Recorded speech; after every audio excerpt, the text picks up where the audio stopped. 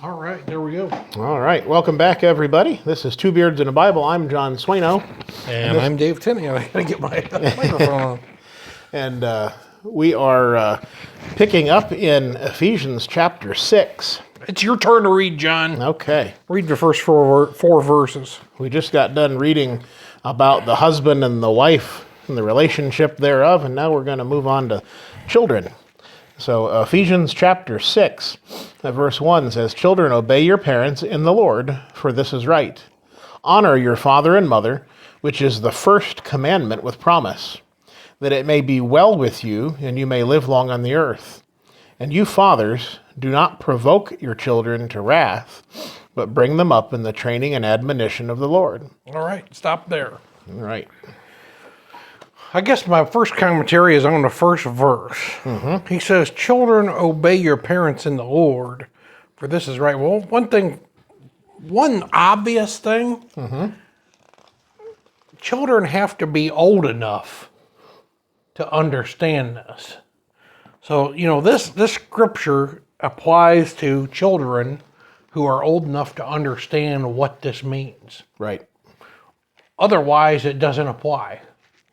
Right. And I think there is a period in a child's life, if you've ever, it seems like some people who have a lot of opinions on how children should be raised have never raised any children. But certainly there's a period in a child's life where they don't understand. Mm-hmm. Like if they don't, whatever it is in their brain that makes them understand things, it hasn't connected yet. Right. Doesn't mean they can't be smart, they can't do things, but understanding things like authority, they don't readily understand these things. Yeah, and they have to be brought up in that teaching, because if you don't, we've all witnessed children who do not have an understanding of authority, even when they're become older. Yeah. And so that's something that needs to be instilled in a young person. Proverbs 23:13. This is a real good one, John. Mm-hmm. Well, that's Proverbs.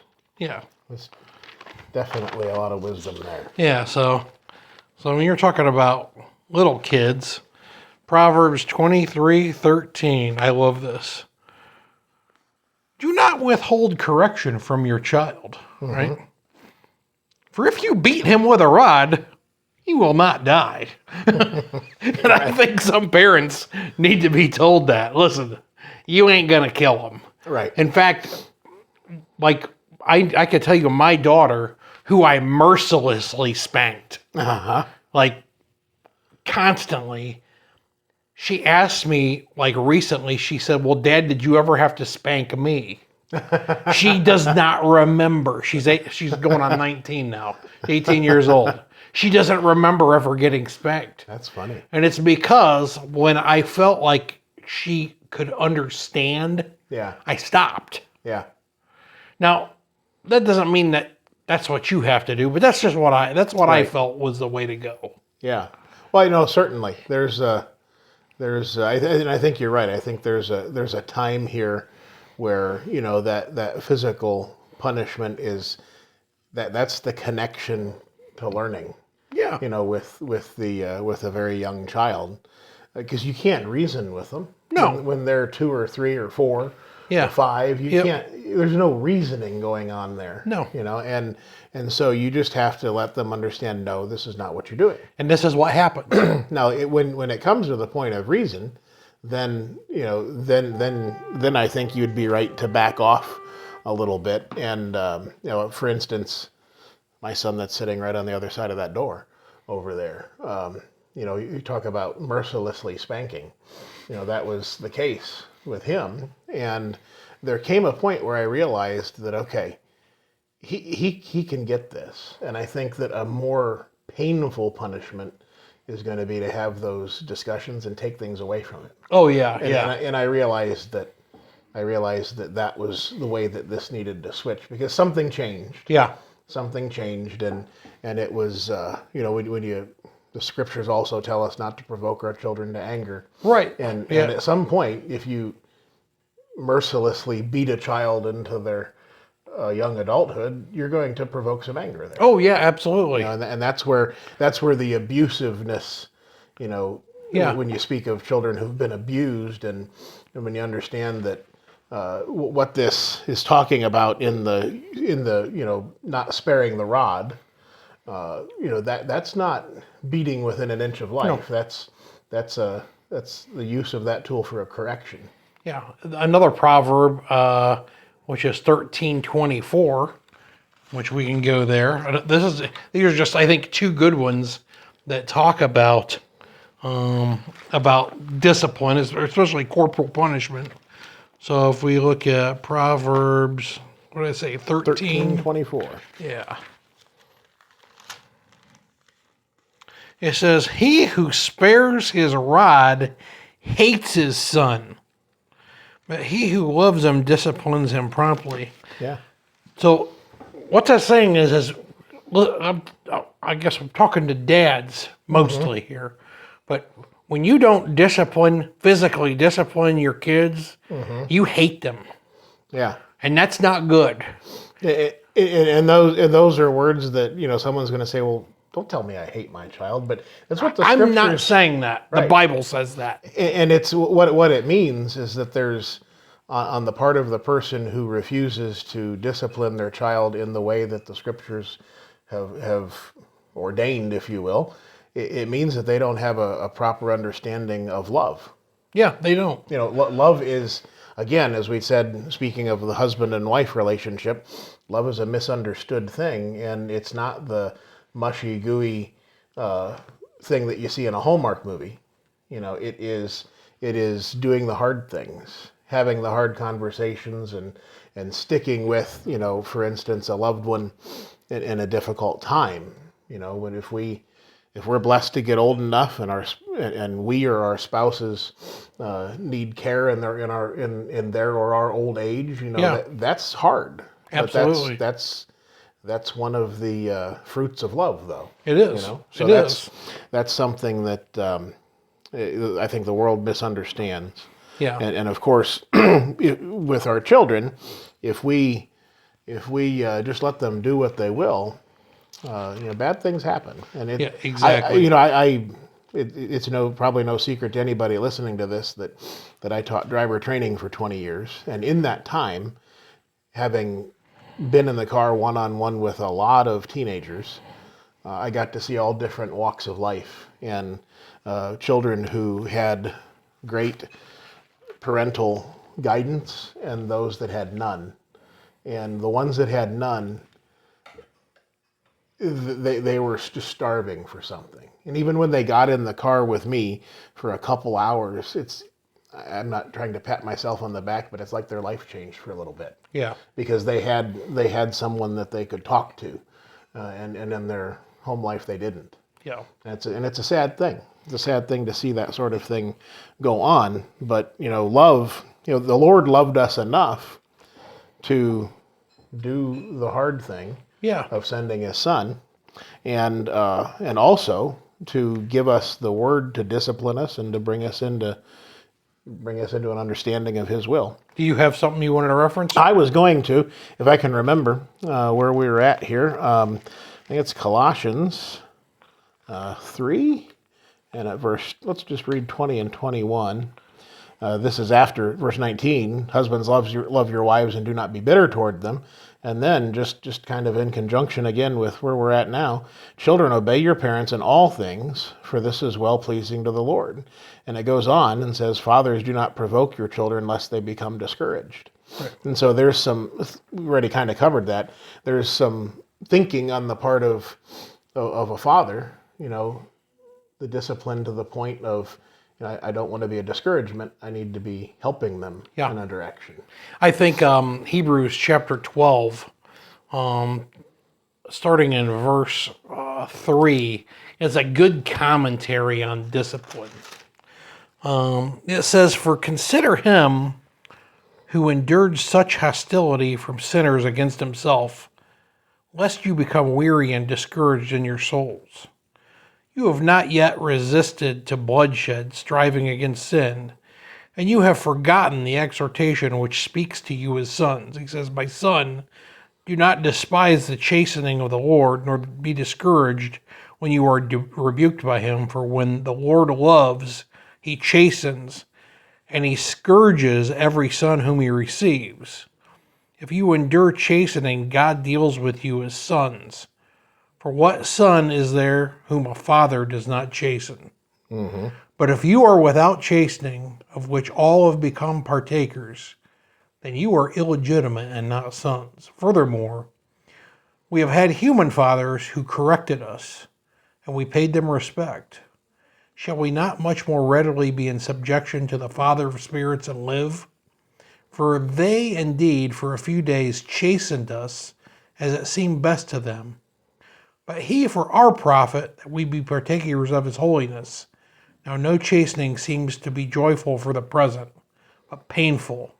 Nevertheless, afterward it yields the peaceable fruit of righteousness to those who have been trained by it.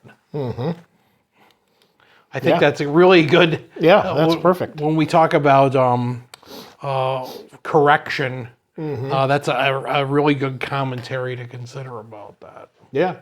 I can't help but think of my fourth grade teacher, Mr. Hutchison. If he be listening, thank you. But my group of kids that were in the fourth grade in his class were pretty awful. Not myself, of course, but but the other kids. Oh boy, and he was a real disciplinarian, and he did the hard work of discipline. And by the end of the year, he had a ship-shape group of kids, as much as we could be, and to this day, we all still love him. Hey, I remember we had there were 4 fourth grade classes in my elementary school. And one of the other classes, there was this kid who was a notorious misbehavior. Mm-hmm. And he had this male fourth grade teacher, and I can't remember his name.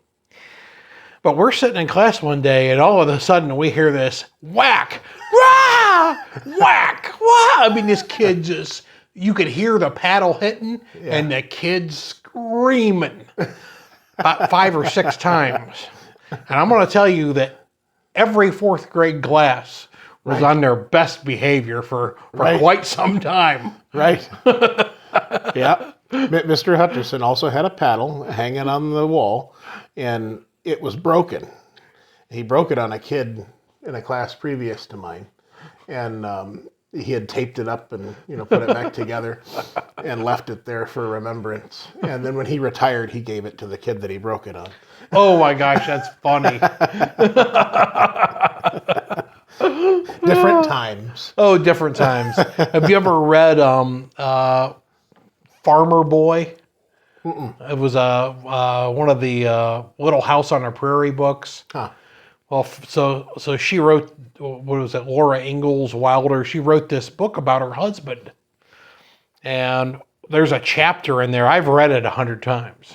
So it's this chapter about her husband going to school, and there's a new teacher, and there's a group of older boys, and they're going to give the teacher a whooping. But they don't realize this teacher, he's like, I can't remember, he worked on some kind of horse farm or something, but he was an expert with a whip. Oh. And these kids come up to like beat him up, and he pulls a whip out, and he whips the tar out of them kids with a whip, like bloodies them. Right. And oh man. Yeah. Yeah, times have changed. Right.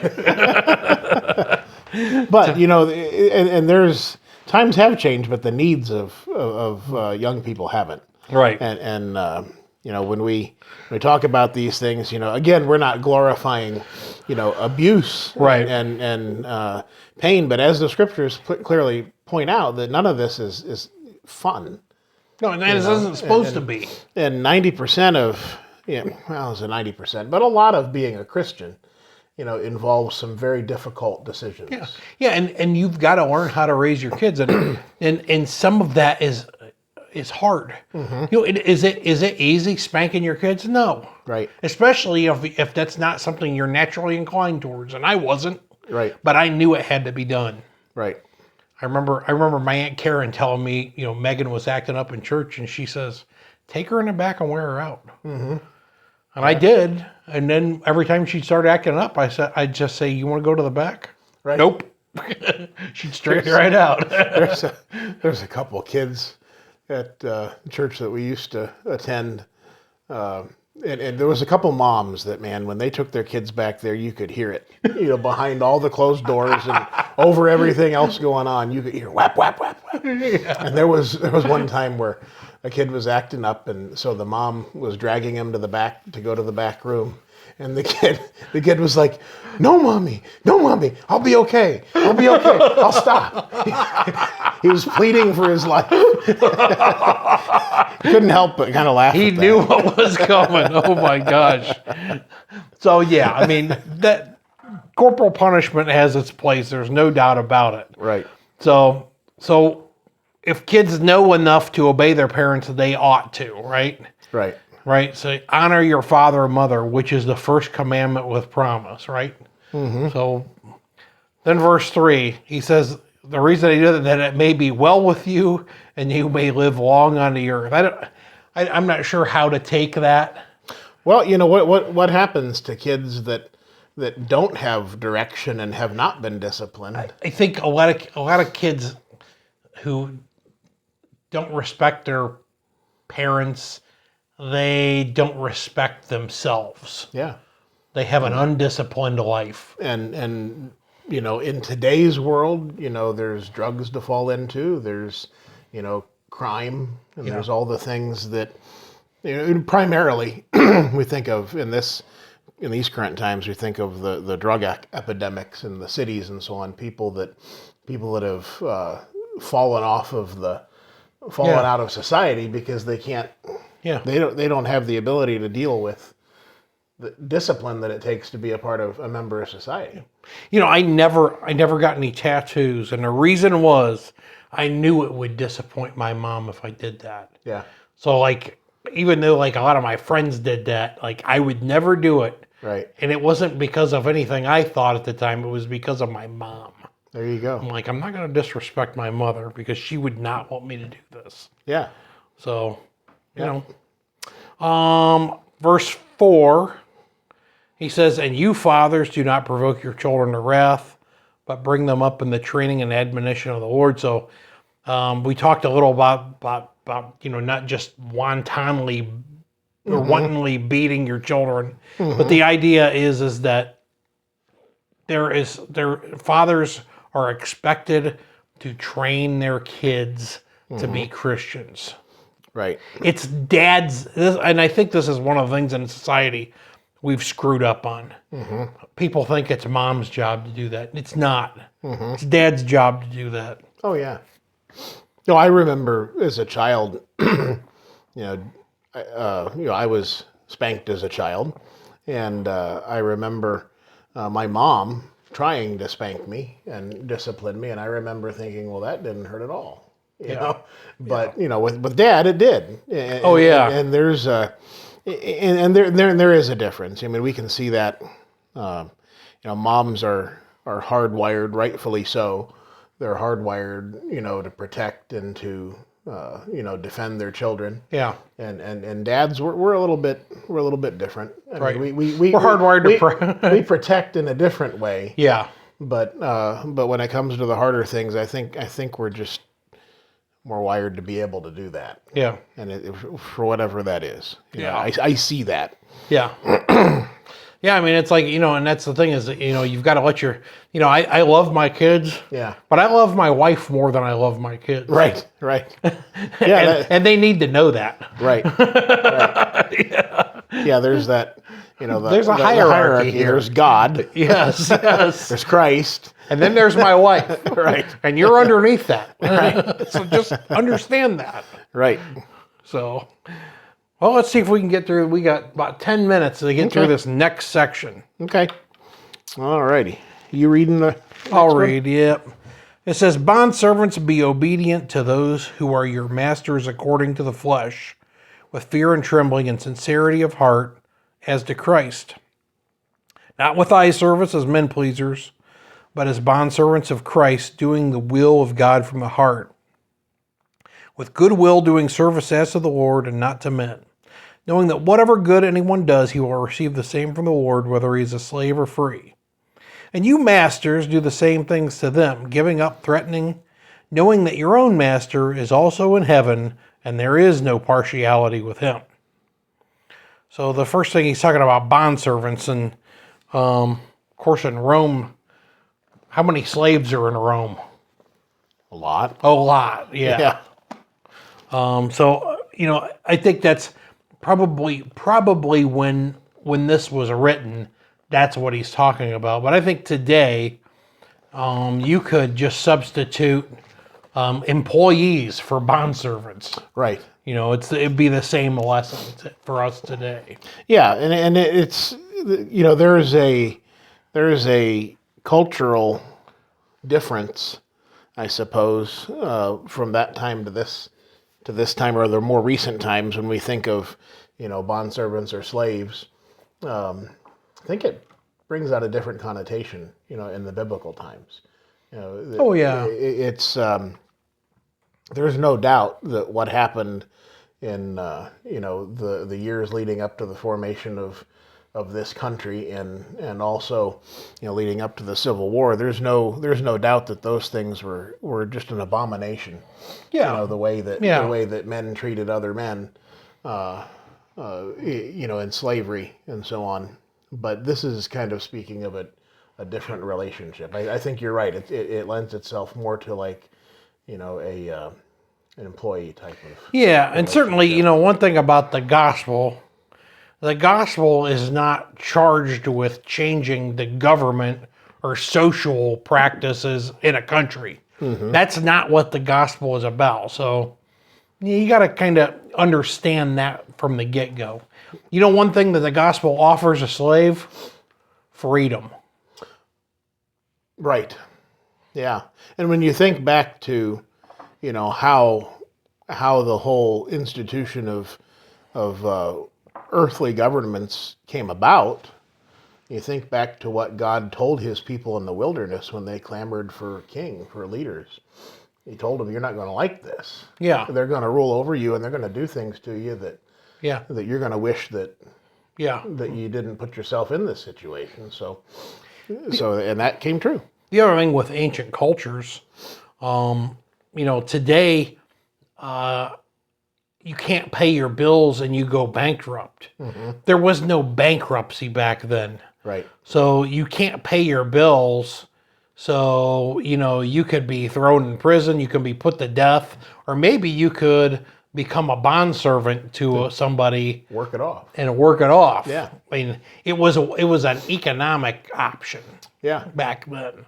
There was always that. One of my grandfathers always joked when you'd go out to a restaurant or something that he was going to leave you behind to do the dishes. Yeah. Because he forgot his wallet or something. Yeah. Oh yeah. So yeah, that's kind of that's sort of the thing. Yeah. I had a note here that we can chase a squirrel here. In Proverbs 22, at verse 6, it says, train up a child in the way he should go, and when he is old, he will not depart from it. And in 15, see, this is having to do more with that child relationship. Yeah. So we'll just leave that squirrel where it is. Okay. All right. I have that marked in the wrong place. Right. So he says, bondservants, be obedient to those who are your masters according to the flesh. So we could take that to our work environment today. Do what you're told, mm-hmm. right? With fear and trembling and sincerity of heart as to Christ. So, these whoever your boss is, they're over you. Right. So you've got to do their will while you're under their thumb. He says, not with eye service as men pleasers, but as bondservants of Christ, doing the will of God from the heart. I think sometimes there are some employees that will only do right when the boss is around. Right. As soon as the boss leaves, they're just doing whatever. You ever watch that show Undercover Boss on television? I saw a spoof of it on Saturday Night Live. Oh, did you? Yeah, it was Kylo Ren. Huh. who was like, Darth Vader, or whoever he was Oh, okay. in one of the Star Wars movies. Totally outside of Yeah, that realm. it was really funny. Okay. Well, there are several instances on that show where, the CEO would go undercover and work with people in their franchises across the country or whatever. And there were several times where when they would bring each individual that they worked with in to talk with them at the end of the show, and he or she would reveal who they were, that they would like fire them, or offer to help them change things because they were doing just that. They would put on a good face until they thought that the manager was gone, and then they would steal from the company and do all sorts of things, and that's something that does happen. And as Christians, I think a lot of people. Now we can debate whether or not a person that would have this mindset is actually truly a Christian, but there are people with a religious bent that are going through the motions when people are watching. Were there those on that show that were doing everything right? Yeah. And then they were like, "Oh my gosh, this person's a great employee." Yeah, and they were rewarded. Well, that's cool. Yeah. That's cool. Yeah, I have a saying at work, and you probably heard me say this before, but I work for the government, right? Mm-hmm. So, and sometimes there are decisions that are made that maybe I don't agree with, but I usually keep that to myself. But sometimes, like some of the people that I work with, they won't agree with it. Mm-hmm. And I always say, well, I said, we're in the carrying out, we're in the doing department. The carrying out, how to say it? We're in the carrying out department, not the making decisions department. Right. We carry out decisions, we don't make them. Right. And that's what our goal, even if like maybe I think the thing I was asked to do is silly. Yeah. If I do it as I was asked to do it, hey, my boss is happy with that. And you know what? How can I not be happy with it too? And if it's not breaking a law or hurting somebody, then... And I've found sometimes over the years, something that maybe I thought was silly, later on, I said, oh, there was some wisdom in that. Right. Not every time. Right. Well, right. I'm not wrong all the time. Right. Right. But sometimes I am. Right. And so I learned over the years, just try to keep your mouth shut about those things. Just let it roll. Right. Okay. So let's see here. Verse 8. He says, knowing that whatever good anyone does, he will receive the same from the Lord, whether he is slave or free. So God doesn't care about our social situation. Right. Right. And verse 9, I think, speaks to that even more. He says, and you masters, he said, do the same things to them, giving up threatening, knowing that your own master is also in heaven, and there is no partiality with him. And I like that God doesn't see the master as above the slave. Right. And he's reminding him of that. He goes, there's no partiality with God. You're both the same. And I like how he says, hey, masters, treat your slaves well. Right. Probably like some of the terrible things we hear about, especially in the United States, about things that happen in slavery. If those that were the slave masters would have treated the slaves like their family, yeah, it would have been a different conversation. Exactly. And then But they didn't. Right. Well, and there were. I'm sure there were some rare situations where that was the case, and it was a very different situation, as you point out. I know one of my great grandfathers owned slaves, and when he freed them at the end of the Civil War, they never left. Like they never left the property. Right. So I think the story I heard was he gave them each a couple acres of land. Right. And they just stayed there, and they're actually they're buried in our family cemetery down in West Virginia. So I don't know what that situation was. Who knows? Right. I'm not going to defend my ancestor. Well, and that's the thing. It's become in vogue or popular to to point out the past of others, in regard to such a thing. Yeah. And then try to bring forward the shame unto the I have people that are living now. I have no guilt about it. All you can do is act differently yourself. Yeah. You're in charge of your act. Yeah, the son shall not bear the sins of the father. The Bible says that, right? Right. So, Right. I feel no grief or anything about that because I didn't do it. Right. Now, we can look at that and we can say, well, that's shameful and that's awful and that should have never happened. But really, the important thing is, even thinking of, numerous times in the Bible, you can think of Lot's wife. Look forward. Mm-hmm. Don't look back on those things, but look forward. I don't care who you are. You go back further in your own family history, you're going to find some bad things. Certainly. And don't, it seems like, some people want to have an attitude like, well, our family never did anything bad. Oh, well. Right. You just haven't dug back far enough. Right. Let's see. I was looking at something came to mind in Galatians 3 at verse 28. It says, "There is neither Jew nor Greek, neither slave nor free. There is neither male nor female, for you are all one in Christ Jesus." Yeah. So the Lord did away with all of those. Absolutely. Things. Yeah. There is no, the Bible says of God made man of one blood, right? Yeah, and that's from a scientific perspective, that's being proven more and more. I mean, if you have an honest desire to find the truth regarding that, the research is out there. Oh, and the differences that we see on the surface between people, that's it. It's only on the surface. Yep. So, there's even some work by some that are tracing back, to find when they're finding common ancestry between all groups of people. Yeah, absolutely. And that's exactly what the Bible said. Yeah, the Bible is. said it first. Yeah. Yeah. I don't know. Yeah, like it seems like in our country we always talk about racism, but that's just.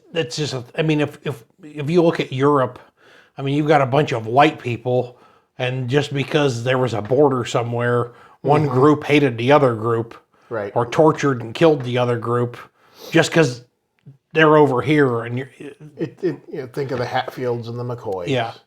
That's same thing. yeah, absolutely. All right. Well, we're at 32 minutes, so I guess we better stop. we'll go ahead and save that for the next time. Yep. Thanks for joining in. We'll see you next time.